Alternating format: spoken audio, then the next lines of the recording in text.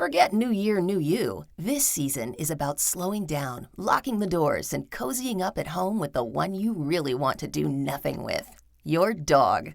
After the holiday chaos, those quiet nights with a blanket, a podcast, and your pup feel like the reset you actually need. Ollie helps make those moments easier with fresh protein-packed meals made from real human-grade ingredients, so your dog can enjoy some quality comfort food too. Choose from 5 recipes and get a personalized plan for your dog's needs. Meals arrive perfectly proportioned with a scoop and storage container, so serving is fast and mess-free. And with Ollie's in-app on-demand health screenings, supporting your dog is easy, ensuring more cuddles for many years to come. Visit ollie.com/truecrime and use code TRUECRIME for 60% off your first box. Everything you hear in today's episode comes directly from court documents, police reports, deposition transcripts, and on-the-record testimony. A reminder that everyone is innocent until proven guilty in a court of law. One person police interviewed said Rebecca Schwartz was a devil. Another said she was magnetic and charming one minute, cutthroat the next. Rebecca was the wife of Dr. Stephen Schwartz from outside Tampa, Florida. CBS's 48 Hours, who did an episode on this case earlier this year, reported that the couple met through a dating service. But Rebecca's former daughter-in-law testified that she heard Rebecca orchestrated a random meeting after the wealthy doctor caught her attention in the late 1990s. According to testimony, determined to meet this catch, Rebecca waited outside Dr. Schwartz's office and followed him into Walgreens. She then bumped into him inside the store and introduced herself. It was game over from there, Rebecca's former daughter-in-law Dana Nichols testified.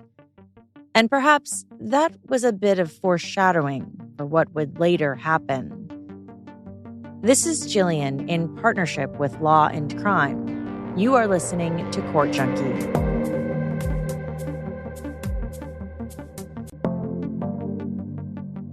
Rebecca and Dr. Stephen Schwartz were together for nearly a quarter century. Their love story was unconventional in many ways. Rebecca changed her last name to Schwartz to match his last name years before they officially got married.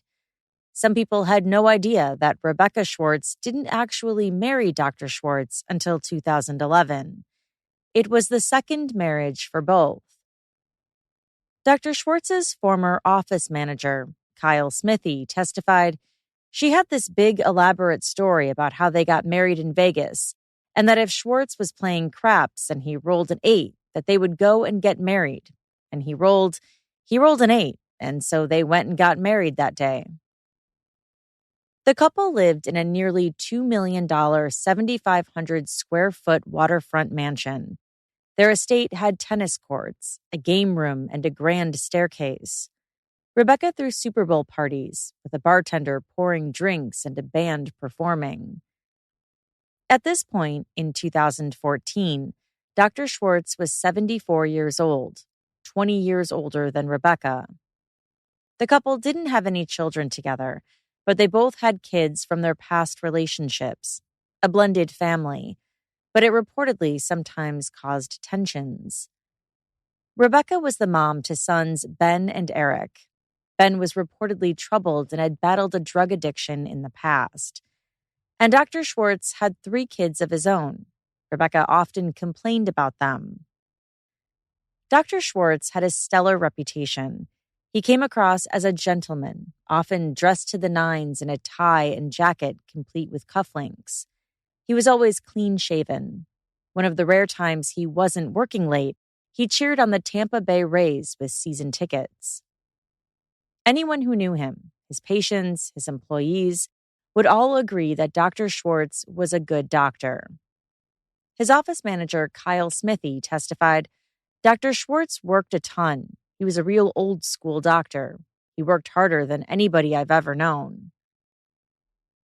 Rebecca Schwartz had lavish tastes. She drove a white Mercedes and a black BMW. She liked expensive purses. Her friends thought she was independently wealthy, since she had told them that her parents were on the ground floor at the Coca-Cola company. But like that engagement story at the Las Vegas craps table, it seemed like it was made up. At first, people usually had something nice to say about Rebecca when they met her. Her personality was magnetic. She could make friends easily. She was charming. I kind of described her as a Paula Deen. She was just very over the top and wanted to be the center of attention, more or less.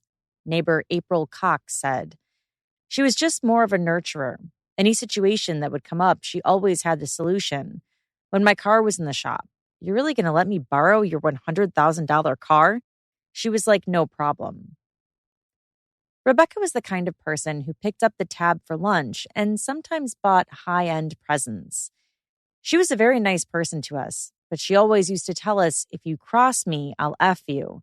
And that was her comment all the time, April testified. According to some accounts, Rebecca was ruthless. Rumors swirled from other doctors who had worked with her. They called her a cheat and a thief. Some people suspected she was embezzling money from her husband's practice. Dr. Schwartz's brother James described Rebecca as a unique person. "She's grandiose about everything," he said. He also called her a chronic liar, said she was obsessed with money, and that she had a mean streak. He testified that Rebecca would claim she was a university president or a doctor, and then would say, "Oh, I didn't mean that. I was actually a nurse." But she wasn't a doctor or nurse, he said. With all the lies Rebecca told, James testified he could write them all in a list as big as a phone book. She's that kind of soul. James said Rebecca wasn't allowed to own guns because of her criminal past, but apparently she didn't abide by that. And Rebecca liked firearms. A former employee of Dr. Schwartz's said she would brag about being a good shot. She used to say that often, quite often. Another employee who maintained Rebecca's properties testified she kept a safe in her garage with hunting guns, big guns, small guns, any type, up to 20 guns. Rebecca even reportedly bought .45 caliber pistols for every member of her son's groomsmen when he got married. "I don't know what type of guns. I don't know how many guns. I just knew that they were a gun family, that they all had guns," April testified. Rebecca couldn't have been more different than her husband. For instance, by all accounts, Dr. Schwartz didn't own any guns. Rebecca and Dr. Schwartz didn't always get along. The tension was out in the open for their employees and friends to see. A nurse at Dr. Schwartz's practice said Rebecca called her husband her golden goose, and that Rebecca was only in the marriage for the money. That nurse, Bridget Nordyke, described a conversation with a group at the company Christmas party, and they were all in line to get food. What in the world did Dr. Schwartz see in Rebecca? One person said, "She's blackmailing him." And we were like, "What could she possibly have on him?" Bridget testified.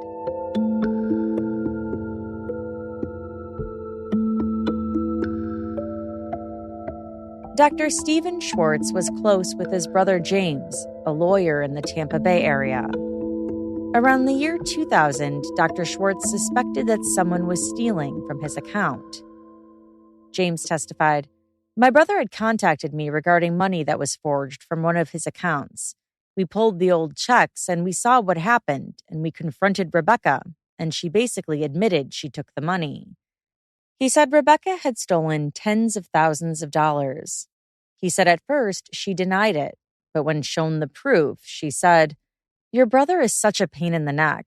He would have given me the money, but it was just easier if I did it this way." Adding to Dr. Schwartz's frustration was that Rebecca reportedly lost more than $100,000 day trading with his accounts. That appeared to be the final straw. Within a short period of time, maybe days, that was it, and Steve told her, "Pack up your stuff, you're leaving." That's when he kicked her out of the house, James testified. After that, Rebecca disappeared. According to testimony, she told Dr. Schwartz she was going to teach English in Korea. She was gone for 6 months. In a rare moment, the normally private Dr. Schwartz opened up with nurse Bridget Nordyke. Dr. Schwartz asked her about her recent divorce. Was she lonely? "And I said sometimes," Bridget testified. And he said he was lonely with her gone. And we kind of laughed. And I said, please don't bring her back. And he laughed. And that was about the extent of the conversation. Rebecca appeared to be lying about her whereabouts. There was no Korea, no English courses. She was still in the United States. And soon, Rebecca and Dr. Schwartz got back together. Bridget testified, another occasion, he just said, "You're going to think I have shit for brains." And I started laughing and I said, "Why?" And he kind of just smiled. And I said, "Is she back?" And he just smiled and walked away. Bridget later learned what leverage Rebecca held over her husband. Dr. Schwartz had a secret. Even though he was a licensed doctor, had a good reputation in the community, and had a net worth between $10 and $30 million, Dr. Schwartz had a criminal background himself. He had once killed someone.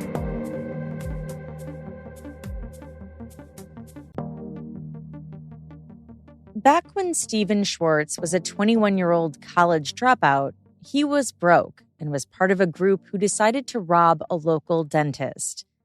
This was in New Mexico in 1961. I had no bullet in the chamber of the gun, but he started shoving me, so I leveled one in and pointed it at his forehead, Dr. Schwartz later said, according to the Tampa Bay Times. The dentist was killed, and the young Stephen Schwartz, before he was known as Dr. Schwartz, pleaded guilty to murder and was sentenced to life in prison. But within 10 years, in 1971, he was out on parole. And again, according to the Tampa Bay Times, by the late 1970s, he was pardoned by the state of New Mexico. He later went to medical school abroad and then returned to the United States and became a successful kidney specialist. James testified, as a matter of fact, for him to get a license in Florida because he had that conviction, I had to appear before the medical examiner board because I don't know that they've ever licensed somebody who had a previous conviction. Few outside Dr. Schwartz's close network had any idea of his past. Leo Straga was a handyman and builder who worked for the Schwartzes and sometimes helped out at Dr. Schwartz's clinic. He said, "I was really, really surprised. I never expected anything from Dr. Schwartz, not even to hurt a fly. This has got to be some crazy shit. Dr. Schwartz, the sweetest man out there, the kindest man, to be a murderer, it just blew my mind." Was Dr. Schwartz worried about the community finding out about his past decades later? Was Rebecca threatening to reveal his horrible secret? Dr. Schwartz's brother James said he didn't know.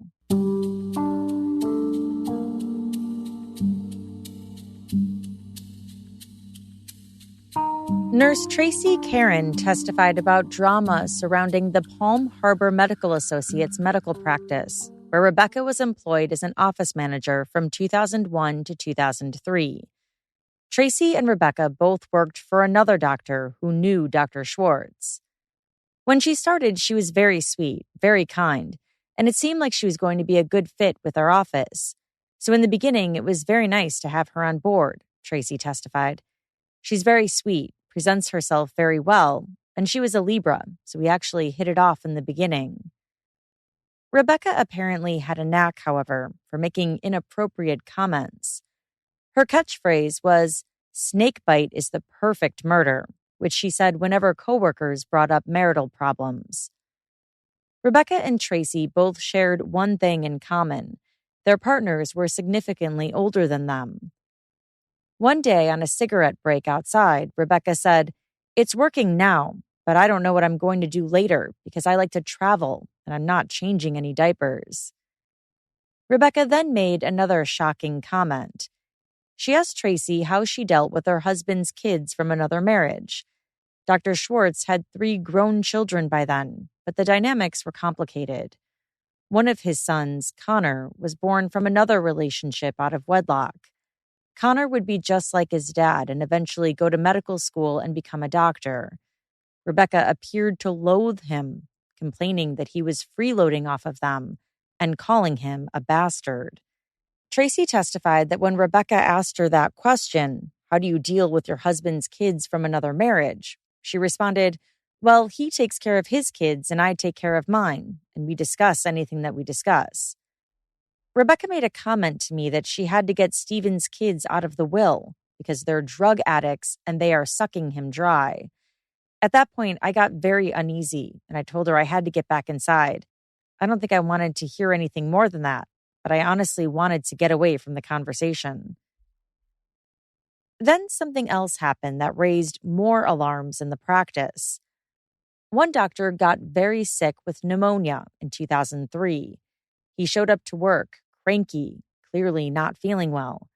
Rebecca convinced him to stay home for a few weeks until he recovered. "Don't worry," Rebecca told him. "We'll reschedule all of your patients." The following is again from Tracy's testimony. "I'm sitting in my office and all of a sudden I hear the front desk girl calling patients and telling them that they're rescheduling the patients because Dr. Schlau had a nervous breakdown. Not just once. She called several patients and said that before I got up. So I went up to the front desk and I said, 'What are you doing? You can't do that. You're going to ruin that man's practice. Why are you telling patients that?' The girl told her that's what Rebecca told them to tell the patients." Then the phone rang. To Tracy's horror, it was a friend and patient from a satellite office who was asking about Dr. Schlau's mental breakdown. It seemed like the rumor was running wild. Tracy testified, "So I ended up driving to Dr. Schlau's house when he was sick, and he answered the door, and I went in. I was upset, and I told him what was going on. And he immediately said, 'Oh my God, I have pneumonia. She knows that. Why would she tell the patients anything else but that?'" Dr. Schlau then wanted to get a background check done on Rebecca. One of their patients was a private investigator. Tracy went back to the office and found Rebecca's employee personnel file with her driver's license information.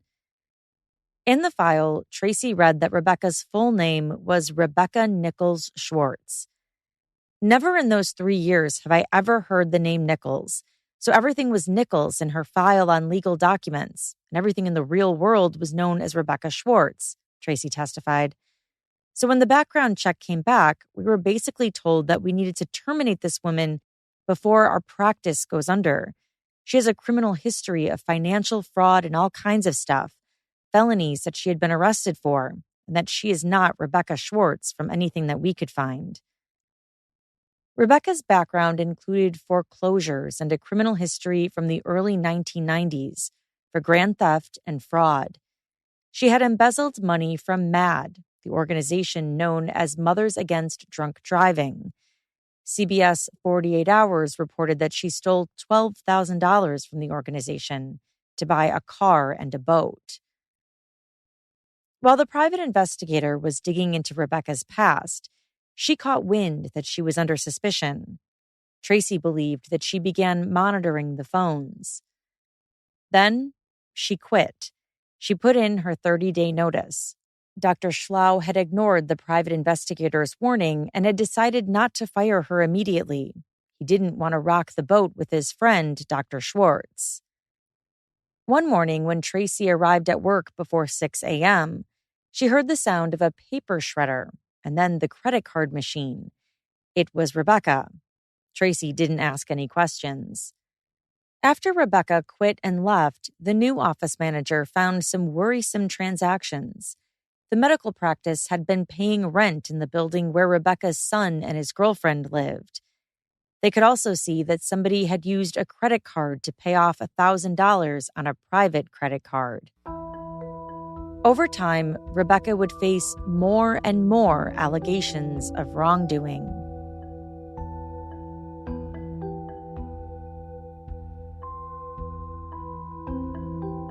Kyle Smithy was the office manager for Dr. Schwartz's practice, which was called Main Street Medical. Dr. Schwartz, and Rebecca by then, had hired him in late 2010 to handle payroll, recruiting, maintenance, and a whole host of other responsibilities. Kyle worked there until 2014, when he left for a new job. Rebecca had taken a chance in hiring Kyle, since he had no experience working in the healthcare industry, although he did have an MBA.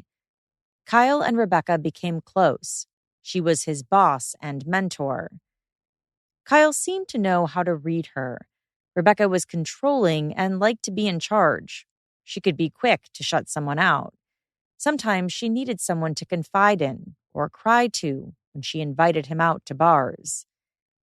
Kyle had to navigate this tricky work dynamic that seemed to often cross lines. He soon found himself in compromising situations. When Rebecca was at home and her husband was at the practice, she could log into the electronic medical records to see how many patients he had left for the day. She often called Kyle and begged him to fill up the rest of the schedule if it seemed like Dr. Schwartz might get done early. "Mama needs to keep drinking," she would tell him.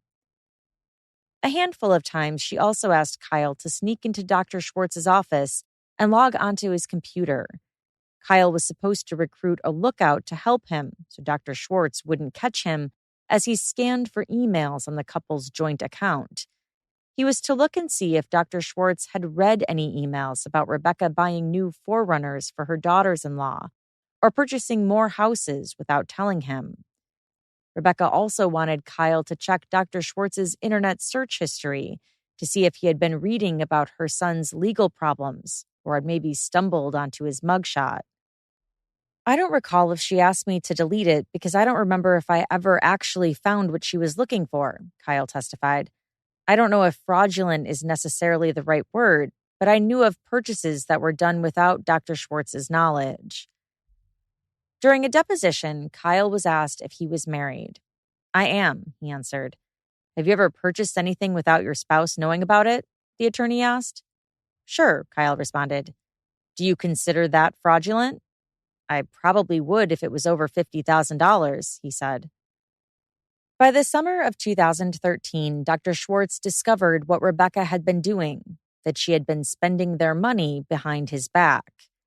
He demanded Rebecca's sons sign over their houses back to him. Otherwise, he was going to divorce her, according to testimony from Rebecca's daughter-in-law.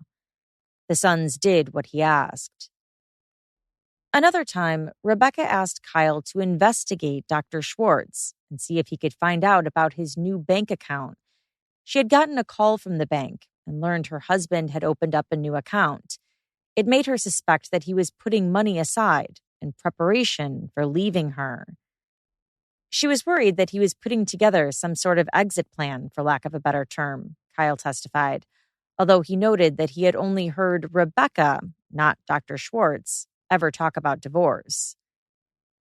Dr. Schwartz then apparently did something else that was questionable. According to Kyle's testimony, Dr. Schwartz put money into an offshore account to essentially self-insure the practice for medical malpractice. At the time it was happening, did you have any reason to believe that what was going on was illegal or immoral or nefarious in some way? An attorney asked Kyle in his deposition. "No, I remember Dr. Schwartz just saying everybody does this. It all sounded above board to me. It sounded like a way to possibly save some tax implications or save some money or what, but it was still within kind of working in the margins." With his patients, Dr. Schwartz was overwhelmingly generous. He gave out cash to his patients in need, which annoyed Rebecca. "I could just shoot him," Rebecca said more than once, sometimes right in front of him. Kyle thought it was just married couple bantering. "I'm just in this for the money," Rebecca said another time, in earshot of a nurse at the practice. Kyle eventually quit his job and moved on to another healthcare job in Colorado. He didn't talk much to Rebecca anymore, but one day, a package with no return address arrived for him at his job. Inside was a Tampa Bay Rays doll that had always been an inside joke at Dr. Schwartz's office. Everyone liked to hide the doll in funny poses, like an elf on the shelf kind of thing, over the holidays. Only Rebecca had never been in on the joke. With the doll was a note. In Rebecca's handwriting, it said, "You can run, but you can't hide." Kyle felt that it was Rebecca sending him a message that she knew where he was. "I was scared," he testified. "I'm still scared of this woman."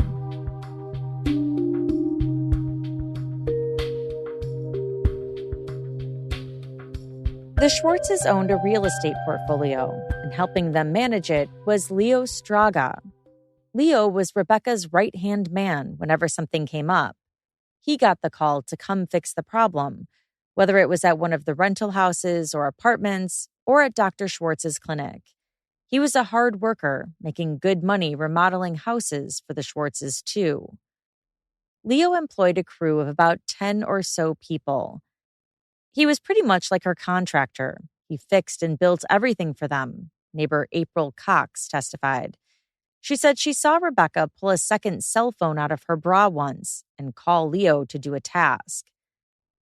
Leo's life had been hard before he ended up working for the Schwartz family. I've seen hundreds and hundreds of dead bodies. Growing up in Albania during the Civil War, a lot of dead bodies, Leo later testified. He said he lived with PTSD from the violence he witnessed as a child. It made him feel sick and weak. At age 13, he began traveling all over Europe, ending up in Norway, then migrating to Canada, finally the United States, first to Detroit, Michigan, and eventually to Tampa Bay, Florida.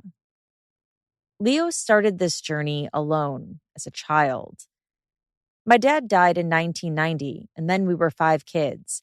My mom got sick, so I was the man of the house, and I had to support my family, so I had to leave, Leo said.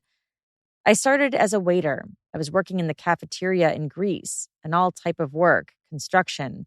But mostly, in Europe, I worked like in restaurants and cafeterias and stuff. But when I came to the United States, my cousin had a construction company, so I started construction. One of Rebecca's friends recommended Leo when she needed help around the year 2000. That's how they crossed paths and first connected. Now living in Tampa Bay, Leo's livelihood was deeply tied to Rebecca because he was an undocumented immigrant. He lived in one of Rebecca's houses and drove one of her cars. His wife cleaned houses for Rebecca, too.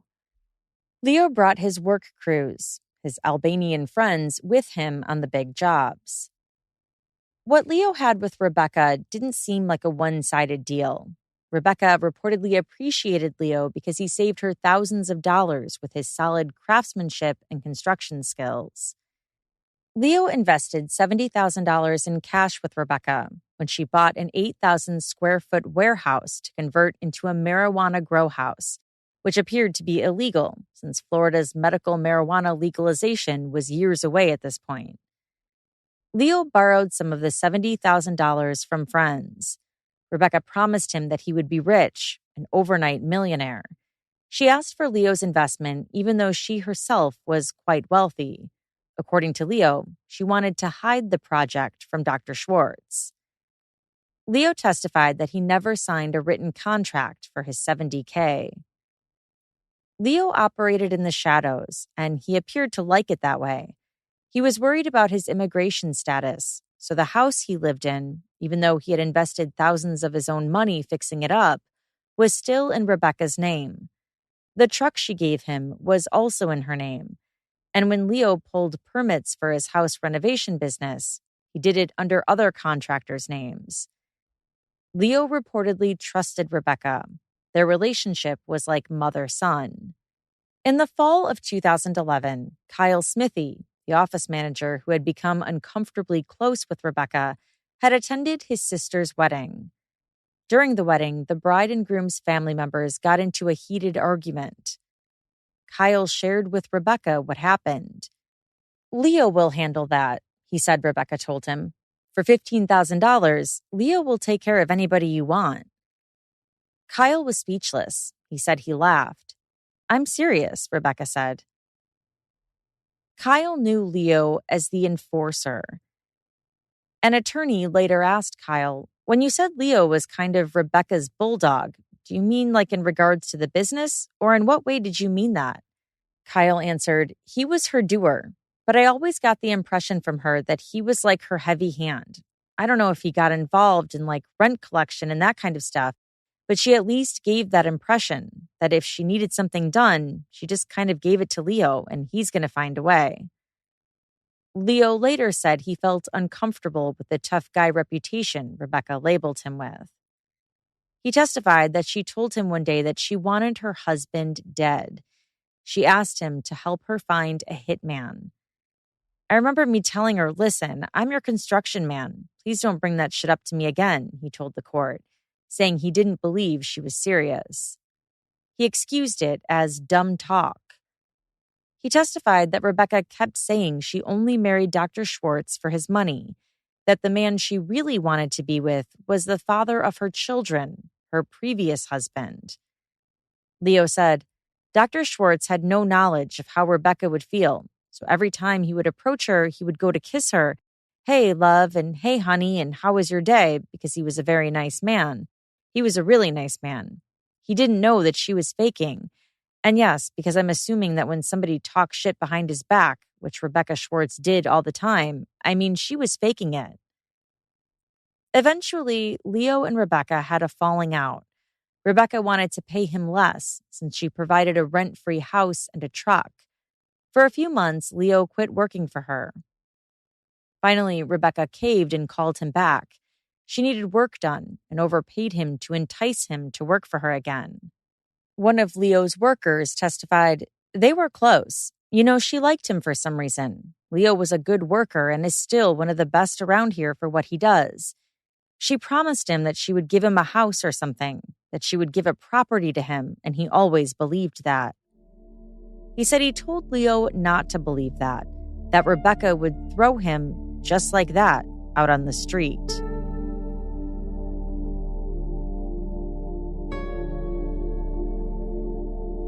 On a boat christened the Exit Strategy, a name Rebecca herself reportedly picked out, Dr. Stephen Schwartz, Rebecca, and their friend and neighbor April Cox and her husband headed out on a grouper fishing trip on Monday, May 26, 2014.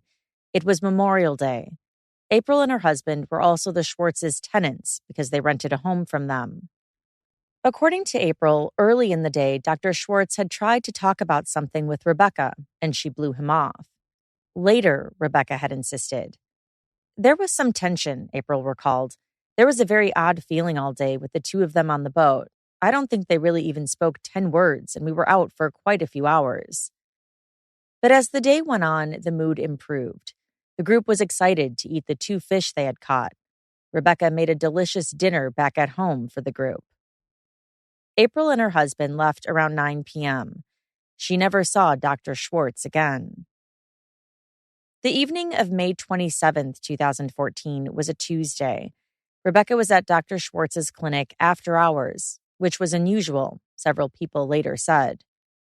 A woman who had been hired to clean the office saw her. The woman had gotten into trouble recently for forgetting to roll the office phones back to the answering service when the office was closed. So she was nervous that she had made a mistake again when the office phone kept ringing that night. "The phones are rolled. I don't know why they're still ringing," she told Rebecca, according to Kyle's deposition. "Oh, don't worry about it," Rebecca assured her. "It's for me." The woman went back to work cleaning. May 28, 2014 was a Wednesday. In the morning, April sat down with a cup of coffee after her daughter had been dropped off at school.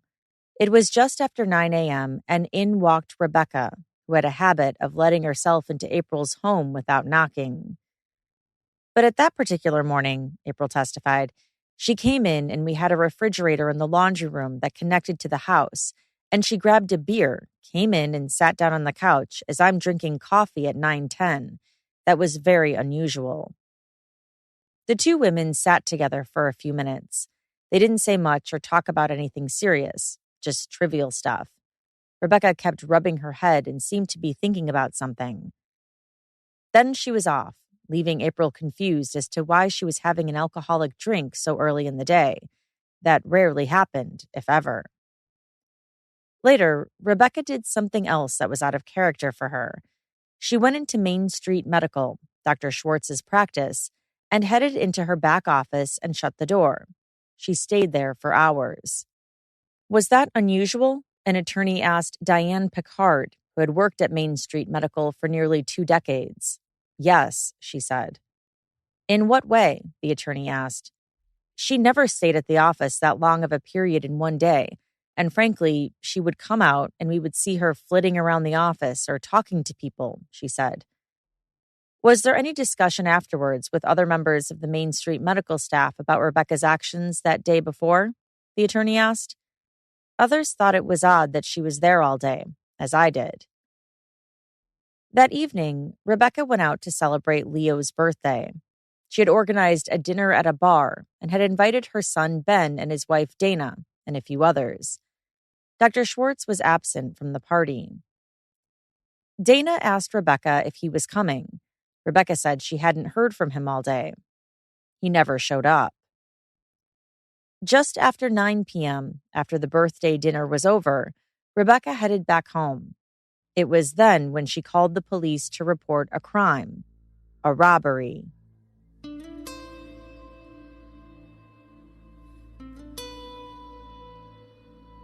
Worried that the burglar might still be inside the home where the Schwartzes lived, the Tarpon Springs Police Department sent multiple officers out to the scene. Rebecca reported that when she went home that night, nothing seemed unusual at first. There were no signs anyone had broken into the house until she went up to the primary bedroom to let the dogs out. The Schwartzes typically left their two big dogs, a black lab and a bull mastiff, in their bedroom so they wouldn't roam the house and have accidents. Like normal, the dogs were there, only Rebecca said when she walked in, she saw that the drawers, where they kept their jewelry and cash, had been dumped out. She believed $30,000 and her husband's watches were missing. She left her dogs in the bedroom and then went outside to wait for the police to arrive. Rebecca reported that she left her home at 8:30 that morning and then hadn't heard from her husband when she called around 5:30 p.m. She had assumed he was at the hospital. Patrol Officer Lara Scarpati interviewed Rebecca outside the house and asked her who might have broken in. Rebecca offered that whoever it was must have known the dogs. It couldn't have been a stranger. She mentioned her son's friend, who she said had a drug problem and was friendly with the dogs. Rebecca also brought up her son Ben. She said he had battled a drug addiction and had only recently begun turning his life around. While the interview was unfolding, more officers arrived. Sergeant Scott Bracu was checking the unlocked doors and inspecting the home when another deputy jumped on the radio, and instantly his tone of voice made it clear that something was seriously wrong. "Come in right away," the voice said. "Scotty, I got one down at the bottom of the stairs." Dr. Stephen Schwartz lay face down at the base of the stairs leading to the garage. He had been dead for hours. The blood was cracked and drying. When I see the decedent at the bottom, the first thing that goes through my mind from looking at him is this isn't a slip and fall, Sergeant Bracu testified in a deposition. I could tell by the level of injury. I noted the amount of blood. Dr. Schwartz had been strangled with a tie, shot twice in the back of the head, and his throat and scalp had been cut. His eyes showed petechial hemorrhages. It appeared as though the killer had attacked Dr. Schwartz when he was getting ready to leave for work that morning. He was dressed in his dress slacks, dress shoes, a suit coat, and long-sleeve dress shirt. However, his tie was missing, and so was the tie tack, although the back of the tie tack was still there under his shirt. The buttons on his shirt at the collar had been torn off, and the front of his shirt was disheveled, according to court documents. Any money Dr. Schwartz had on him was gone. So was the lucky $2 bill from his son that he always had on him. His keys, nail trimmers, and chapstick lay on the floor next to him. Something else had been taken from the Schwartz's home, the hard drive and the backup hard drive for the couple's home security system. Sergeant Bracu wasn't the lead detective, but right away, he had questions. Specifically, if I remember correctly, the canine officers and I were a little befuddled on how the burglars would have targeted that room, removed the items from that room, and then deposited the dogs back in that room. It would be my experience that you would want the opposite to have occurred, but stranger things have happened, he testified in the deposition. It puzzled other law enforcement officials too, since Meyer, the bull mastiff, didn't like strangers and was fiercely loyal to Dr. Schwartz.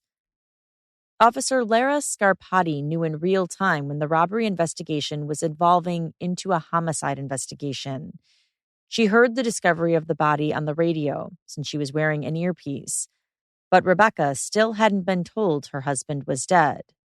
Rebecca was warned that her house was considered suspicious, and police asked if she had family nearby to stay with for the night because they didn't know how long it would take to process the house.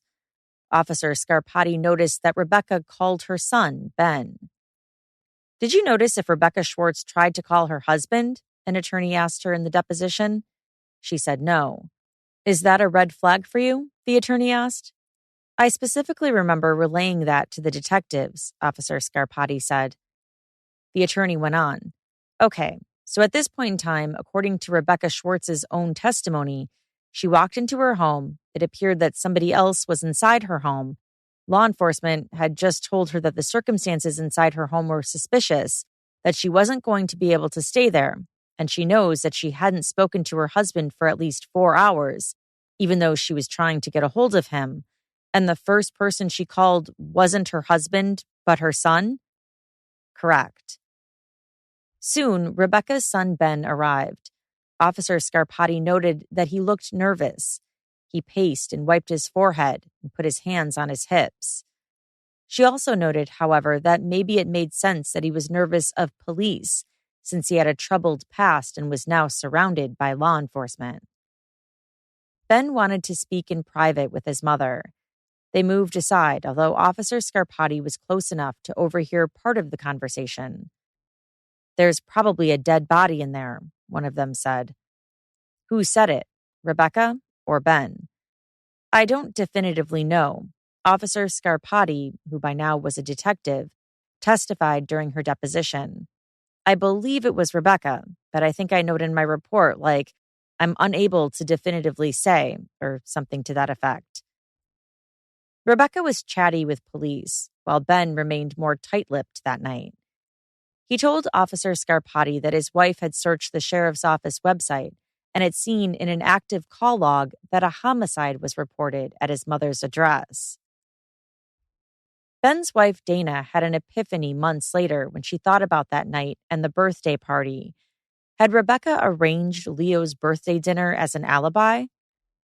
The night of Dr. Schwartz's murder, Rebecca had been out with Ben, Dana, and others to celebrate Leo's birthday at Bar Louie. Rebecca had invited everyone the day before. Dana brought her 2-month-old daughter to the dinner. Rebecca acted like her usual self and took a doggy bag home for Dr. Schwartz. The spontaneous birthday party now seemed odd in hindsight to the attendees. For Dana and Ben, they were parents of a newborn. It was hard to go out to dinner those days. But Rebecca asked them multiple times to go, even when they expressed concern about messing up their baby's bedtime routine. Reluctantly, they both decided to go. It was also odd to some of the attendees because Rebecca was planning a bigger surprise birthday party for Leo on that upcoming Saturday. So why would she want to host this Bar Louie dinner now? Then again, Leo was her right-hand man. Patrick Kasnisi, one of Leo's friends on the construction crew, testified, "She wants to buy dinner. I mean, buy us a dinner, all of us, you know? But I didn't ask questions of why. I was a little bit surprised, to be honest." Patrick sat across from Rebecca that night, and they made small talk. "How are you doing? How is Dr. Steve?" I said. And at that moment, I looked at her eyes. And at that moment, she looked at her plate and she said, "He's good." And then I was like, okay. And I didn't talk to her anymore. We changed the conversation and stuff.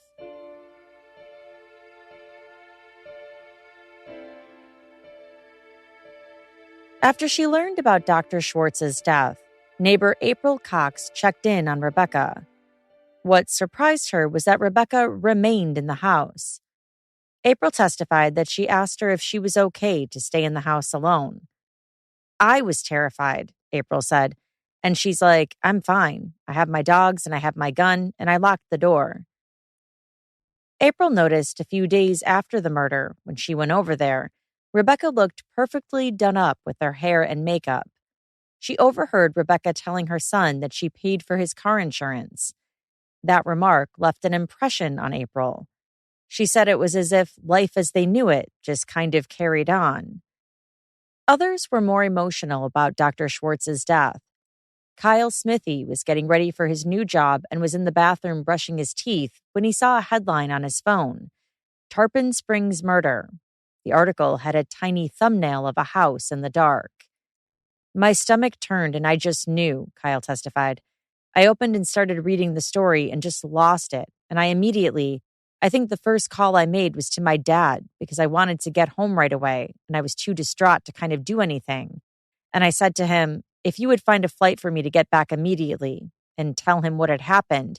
And then I called work and told them I wasn't going to be in. Losing Dr. Schwartz was like losing a grandparent, Kyle said. He called Rebecca the morning after to confirm that it was indeed real. He said she sounded very tired. After that, he texted her once or twice. Then he pulled away. He stopped contacting her. It was probably within 12 hours where I started putting pieces together, and I knew I needed to stay away from her, he testified. Swirling in his mind was everything that had happened, quote, about her talking about having Leo kill somebody, her talking often about, I could just shoot him, her personality. I've never known anybody like her. If somebody had said to me a week before the murder, somebody is going to murder somebody next week that you know, and they're going to get away with it, I would say, oh, that's easy. It's Becky Schwartz. Kyle told others he started sleeping with a gun by his bed. Rebecca reportedly had her own theories about who killed her husband. The following is from testimony from Dr. Schwartz's brother, James. A day or so after the murder, obviously we were wondering what happened. Who was it? What happened? And we were thunderstruck trying to come up with the who, what, where, and she introduced the idea of this Albanian mafia. Leo is Albanian, and the way she mentioned it was that Leo was working for her, and the Albanian mafia wanted the work done down in St. Pete, and Leo wasn't responsive, so they're mad at her, mad at him, whatever. None of us were aware that my brother had any enemies whatsoever, so now the man's murdered in his own house. None of us had any leads to think anything, so when she brought this up, who were these guys? What are they mad at? What's the connection? Soon the local media began reporting the story and dug into old newspaper clips about Dr. Schwartz's murder conviction and the dentist he shot in New Mexico. Could there be any connection there? In the months after Dr. Schwartz's death, James Schwartz put up $25,000 as a reward for information leading to the arrest of the killer. Dr. Schwartz's practice, the place that he had been devoted to and worked long hours, continued on, at least for a while. No one offered to buy it, so another doctor stepped in to help with the scheduled patients for a few months. But Dr. Schwartz's murder was in the news, casting negative attention, and according to testimony, the doctor trying to help save the practice also didn't get paid for helping out. After Dr. Schwartz's death, Rebecca began liquidating some of her extensive real estate portfolio. The dialysis clinic building and medical practice building sold. The house she and Dr. Schwartz lived in sold. Condos in Tampa sold for over $100,000 each. The 30 properties Rebecca's daughter-in-law Dana once managed were down to 18. Dana testified that Rebecca simply went on with her life, like Dr. Schwartz's death never happened. She said Rebecca moved to Wisconsin, got into a new relationship, and seemed to forget about everything that happened in Florida, as well as her own family. Rebecca didn't call or text her young granddaughter for her birthday. It was as if her family didn't exist anymore.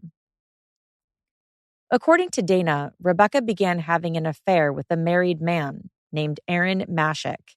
She said Aaron's wife, Meredith, was devastated that her husband was cheating on her and even attempted death by suicide. Somehow, Rebecca ended up going to the hospital with Aaron and his kids to visit Meredith.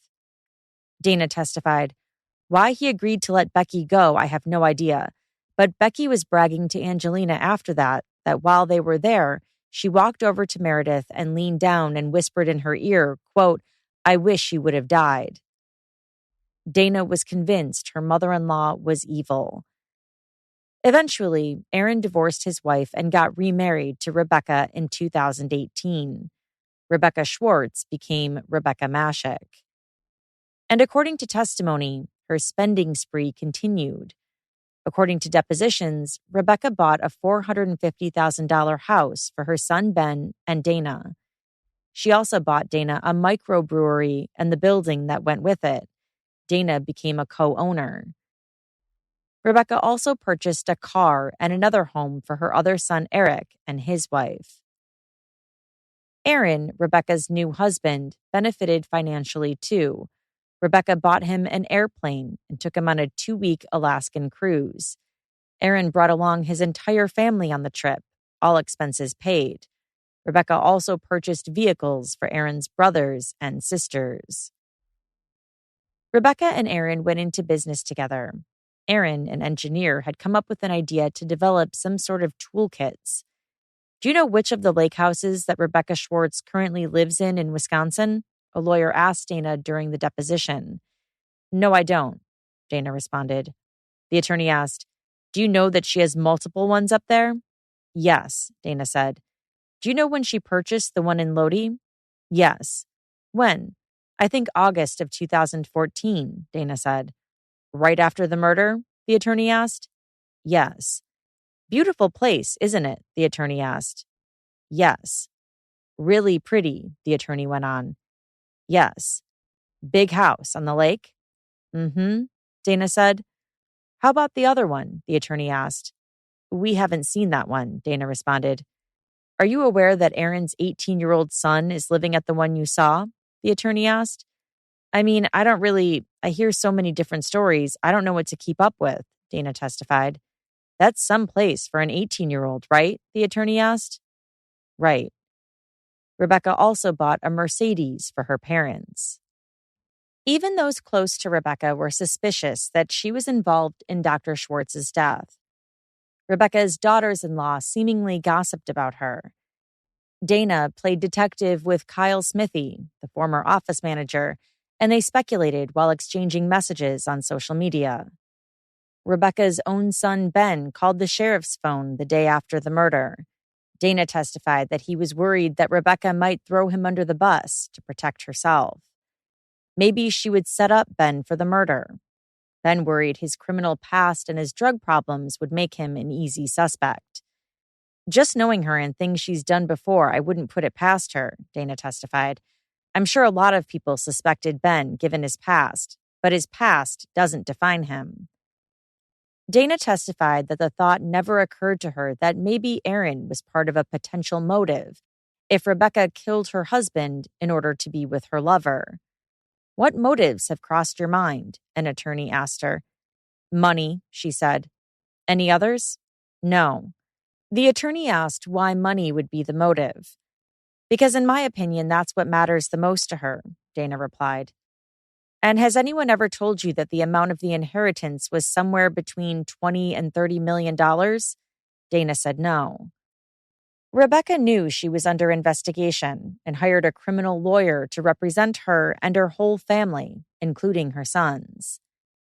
Then, 1 year after Dr. Schwartz's death, an arrest was made.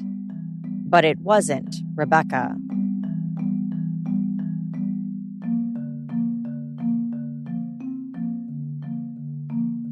Leo Straga, Rebecca's loyal handyman, was arrested and charged with first-degree murder. Leo's DNA was found on Dr. Schwartz's shirt at the crime scene, and his alibi didn't match with cell phone records police obtained, according to court records. Leo later pleaded guilty to 1 count of accessory after the fact, a much less serious charge than murder. At age 44, he was sentenced to 8 years in prison in 2021.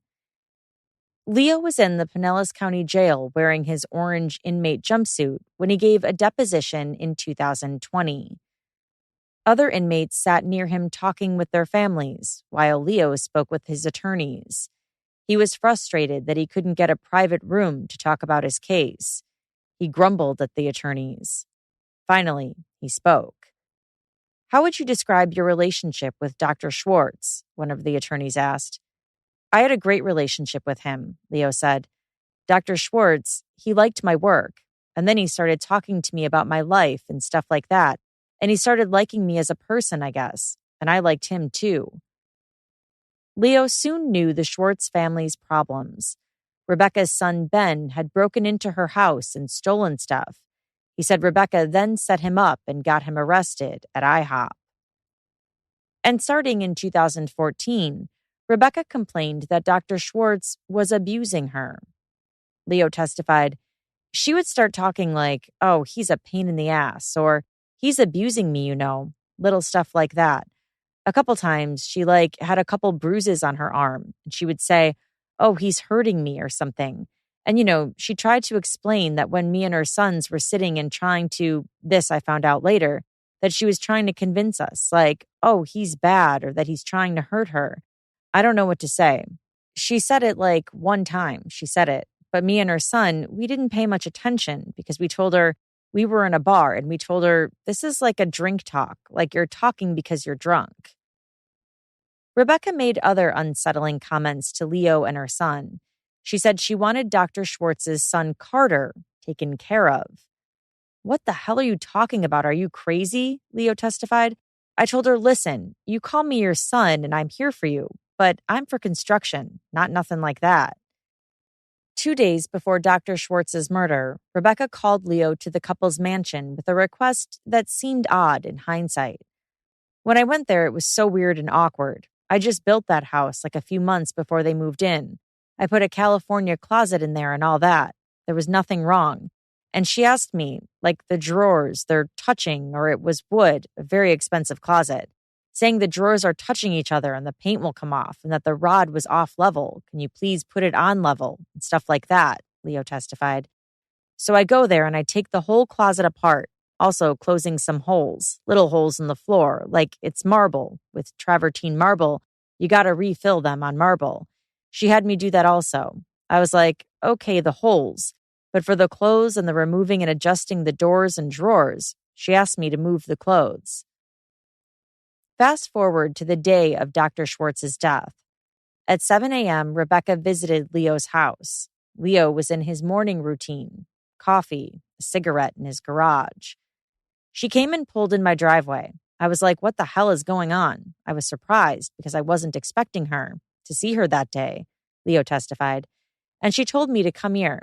And I went to the window and she said, "I need you to go to my house and get my purse." I said, "I can't. I've got to go to work. I've got to go to St. Pete." She said, "Please, you've got to go and do this for me. I had a little argument with Dr. Schwartz and I don't want to go back there and see his face. Please go and get my purse." And then I made a decision. I said, okay, I will. I'll go. When Leo entered through the garage of the Schwartz's home, he testified, "I opened the door and there's a little hallway right there. And then I seen the body. So when I approached, I believe I grabbed him on the shoulder. I'm not exactly 100% sure where on the shoulder, just to see if he was okay. And when I seen the face, then I knew immediately he was dead." Leo had seen dead bodies before in Albania. He knew how a corpse's face looked, the frozen expression, the gray color. He said he knew right away Dr. Schwartz had been dead for hours. "I just grabbed my head and tried to control myself," he said. "I almost started vomiting and stuff. But I pulled myself up together and I went upstairs where the kitchen counter is. And a lot of stuff came to my mind. And I grabbed that bag. I seen that bag right there and I grabbed it and I just ran." He said he felt faint, the same sickness he always felt after witnessing the horrors from his youth. "She knew there was a dead body right there. So why would you send me to a dead body?" he testified. "Why would you send me over there to grab your bag? And the bag has a knife in it and boxes of jewelry. So it's not even personal bags, so it's a no-brainer. I mean, she just tried to set me up." He said the thought never occurred to him that the kitchen knife in Rebecca's purse could have been the weapon that cut Dr. Schwartz. Leo drove fast with Rebecca's purse as he then went to confront her. As I recall, my first thing is, why you send me there and why you got me involved in this. That was, I think, my first words, Leo testified in one deposition. She said, you know why. And I didn't even know why, but she said, you know why. If you open your mouth, I'll bury you. You'll never see your money or the house again, and all kinds of threats. Leo testified at a second deposition that Rebecca also said, you're involved now as much as I am. And I was like, fuck off. And I don't know, like I said, what exact words. I was so hot back in that moment. I don't know what I was saying out of my mouth. I don't recall what exact words, but I know I was like screaming at her and cussing her out. And I want my house. I want my money, you bitch. You sent me there. You set me up. Leo continued, to be honest with you, all I was thinking right now at that stage, it was about my house. That was the most important thing in my life because I worked really hard for the house. Everybody knew I built that. I rebuilt it from scratch. I took it down and rebuilt it. And that was one of my things which I achieved with my own hands. And I thought I have a great family and a great house, and it hurt me when I had thoughts that I might lose that house. According to Leo, Rebecca ghosted him after their confrontation. She stopped responding to his text messages. He said he even tried to visit Rebecca's house and talk to her parents, but she had disappeared. She refused to sign over the house or repay him. His construction work dried up. Leo still spoke with Rebecca's son, Ben, who he said quietly confided in him that he was worried that his mom was responsible for his stepfather's death. Leo testified that he never told anyone how he had stumbled upon the murder until the day he got arrested. He regretted not calling the police when he first saw the body. I'm going to regret it all my life, but now I can't take it back, he said. As for Rebecca Schwartz, he said, she's the devil. In that second deposition, an attorney asked, did you kill Mr. Schwartz? No, sir, he responded. Leo served his time and then was deported back to Albania. Rebecca remained free. She would eventually end up in a courtroom for a trial, but not a criminal one, a civil one. As executive of his brother's estate, James Schwartz, along with Dr. Schwartz's 3 children, filed a wrongful death lawsuit in 2016 against Rebecca and Leo. The lawsuit sought to help the doctor's grown children reclaim their inheritance from their stepmother. Meanwhile, things between Rebecca and her new husband, Aaron, did not last. Aaron sat in a deposition with attorneys suing Rebecca and told them Rebecca had stolen from him, too. Aaron lost his truck, which was now being driven by one of Rebecca's sons. He got trespassed from the home he lived in. Rebecca voted him out of the company they owned before he even realized what was happening. He accused her of stealing a small army's worth of guns from him.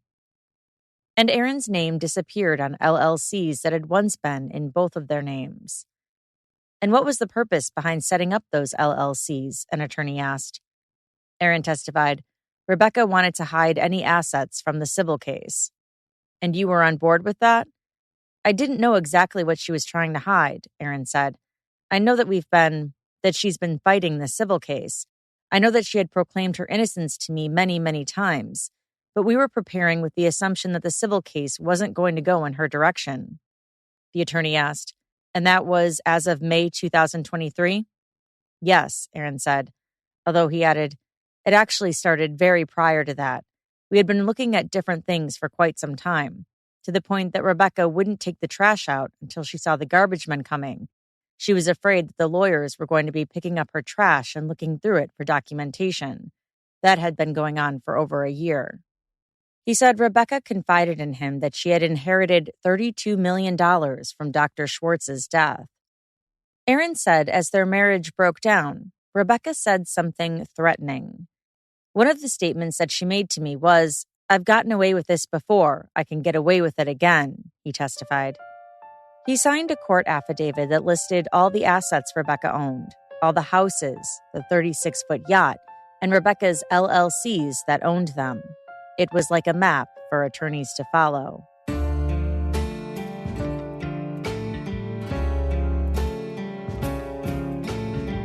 Dr. Stephen Schwartz was murdered in 2014. As of midsummer 2025, when this podcast was recorded, Rebecca Schwartz still has not been charged with any wrongdoing. Meanwhile, the trial over the wrongful death lawsuit began in civil court. Now, we don't know exactly what happened at this trial. It was not recorded, and no court reporter was required to be present in Pinellas County. The attorneys on both sides either did not respond to a request for comment, or they declined to participate in an interview or share any records related to the trial. What Court Junkie did obtain was hundreds of pages of depositions and the lawsuit itself, which outlines their case against Rebecca Schwartz. Nearly everything you heard in today's episode were from those sworn depositions from the people in the Schwartz's life. When Rebecca was deposed in the civil lawsuit, she invoked her Fifth Amendment rights not to answer. The attorney helping the Schwartz children get their money was attorney Will Florin, who told the Tampa Bay Times that Rebecca and Dr. Schwartz had been on the verge of a divorce. He said Dr. Schwartz had reached his limit after discovering that Rebecca secretly gave money to her son to buy a Verizon wireless store. Quote, "They're getting divorced. It's only natural that after a 3.5-year marriage, he's not going to leave her as the beneficiary of his will. But if he dies, she's the beneficiary of his will. It's one of those situations, the classic, he's worth more to her dead than he is alive. She was about to lose it all." As for his theory of the murder, he believes it was Rebecca herself who pulled the trigger and killed her husband. She shot him twice in the back of the head as he was leaving for work, he told the Times. He fell down the stairs. He was paralyzed from the neck down and knocked unconscious from the shots. He hadn't yet died, but he appeared dead. He said he also believed Leo played a bigger role than he let on. The Times reported, the medical examiner's office recovered a fragment of a .22 caliber bullet from his neck and another bullet in his head. Knife wounds were consistent with someone trying to dig the bullet from his throat. Meanwhile, Rebecca's attorney argued that Rebecca was innocent of murder and that it was Leo who was the killer. Her attorney told the Tampa Bay Times, "Leo did all of it. His charge wasn't reduced until he did one thing, implicate her. That was all part of the deal. Hey, give us the testimony that we want against Rebecca Schwartz, and in turn, we'll give you an accessory after the fact charge." So which version of events did the jury believe at the civil trial?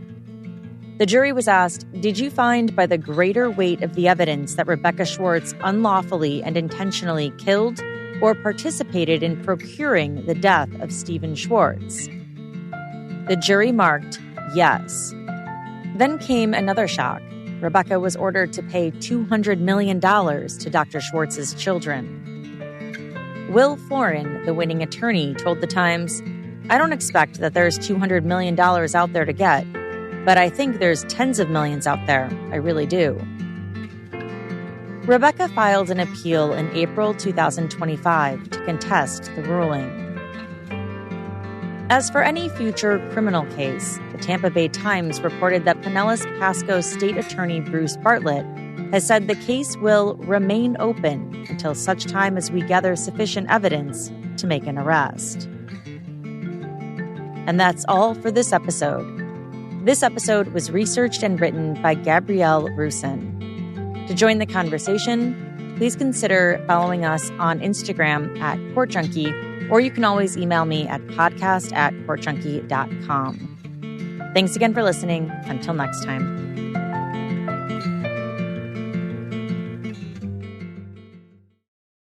The Education Equation with Jeremy Singer is the new podcast exploring real research, real results, and real strategies that improve student outcomes. Listen and subscribe wherever you get your podcasts. Visit theeducationequation.org.